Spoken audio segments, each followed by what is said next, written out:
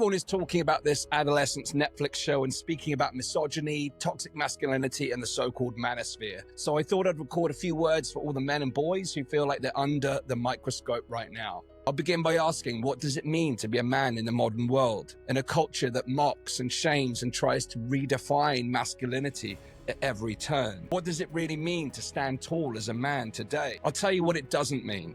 It doesn't mean playing small to make others feel comfortable. It doesn't mean denying your strength, your instincts, or altering your vision to fit someone else's mold. And it certainly doesn't mean apologizing for being who you are. Being a man is not about domination or dominion. It's about direction. It's not about control over others. It's about command over yourself, your energy, your purpose. We've lost touch with the sacred traits of true masculinity because they've been distorted, caricatured, or flat out demonized. But the real masculine, it builds, it protects, and it provides.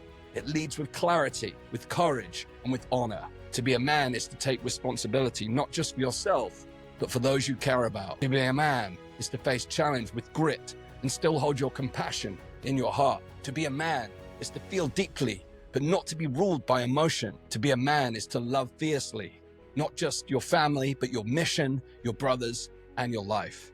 And yes, to be a man today means being willing to be misunderstood, misinterpreted, and mischaracterized. Because when you walk in your power, when you speak truth in a culture that thrives on lies, when you carry strength without shame, there will be criticism. There will be scorn. There will be those who try to reduce you to a stereotype or label you as dangerous, outdated, or toxic. But the real man is unmoved by all of that. Not because he doesn't care, but because he knows who he is. He doesn't need to shout to be heard. He doesn't need to dominate to feel strong. He is simply able to stand in his power, grounded, clear, unapologetic.